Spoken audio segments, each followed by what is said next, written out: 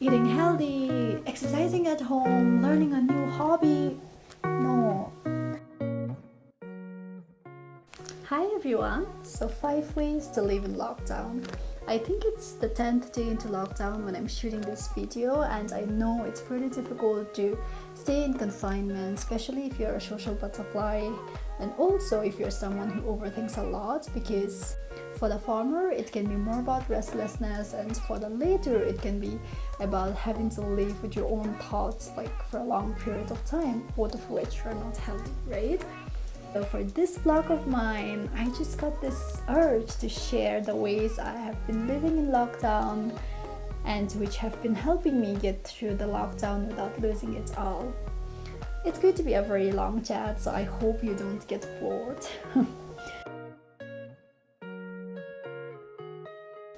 So yeah, let's just start with way number 1. Get up and sleep on time. Yes, people, rise and shine with the sun and go to bed when the moon is out. That's not poetic. Okay, anyway, what I mean is a lot of people tend to sleep through the whole day and stay up the entire night. I personally think it's unhealthy because it screws up your body clock, and it has a huge implication on hormones in your body, which messes up your mood, you know? So you don't want to be cranky when you have to stay confined in a room.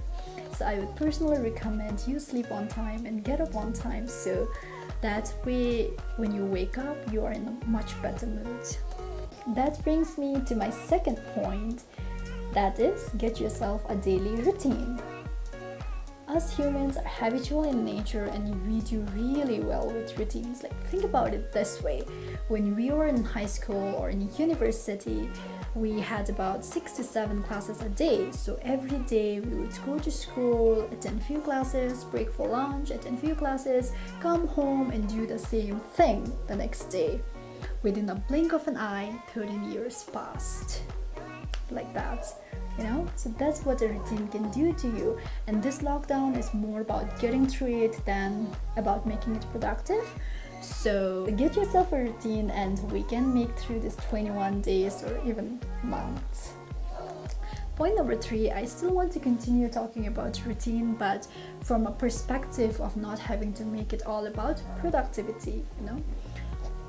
Don't beat yourself up about making your routine as healthy and as productive as possible. We already have so much sad information online, and we can pretty much do without the stress of having to make our lockdown productive. So it is as simple as getting up in the morning, freshening up, having the 3 meals on time.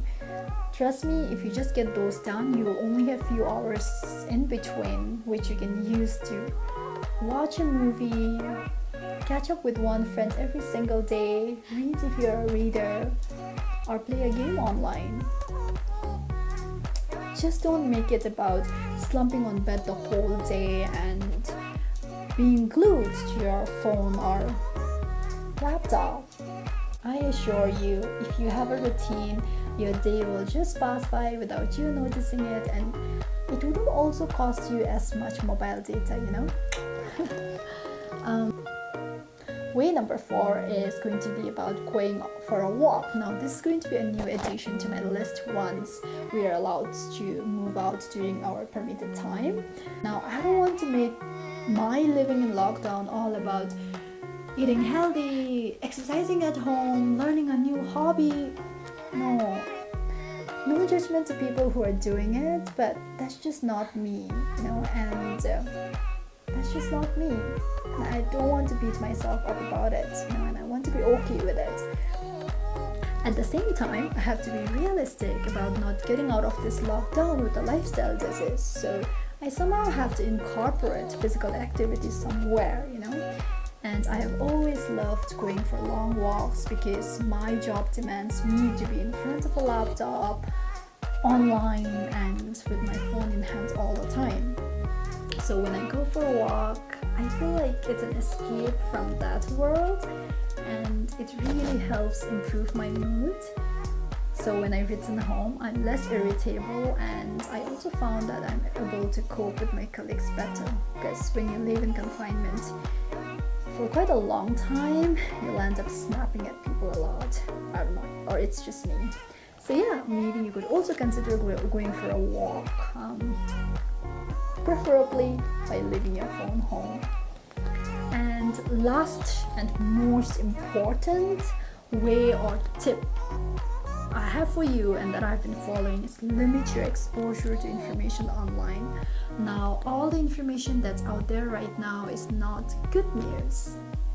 So when we see something bad, we are human with brain and emotions. So when we see something bad, our thought process go in that direction, and that makes us feel sad. You know, you cannot be seeing something bad, thinking something negative, and feeling really happy here. It always has to go hand in hand, you know. So from that angle, I would recommend you to limit your exposure to information online. I don't follow any of the pages online. That way I feel like I have a control over what I want to see and not what they push in my timeline and feed. After all, I just want to know the basic important information of what's happening, but I don't have to know the nitty-gritty details because I'm not solving a crime here, right? So I go check their page once in the morning and once before dinner. That way I'm still up to date with the important information without putting my entire body through the process of having to deal with so much information. So yeah, I would recommend you do the same, because stressing over all that's not worth it, you know. So yeah, those are the 5 ways I have been living in this lockdown, and I hope you found something relatable and useful. It's been a long chat, and a nice one though.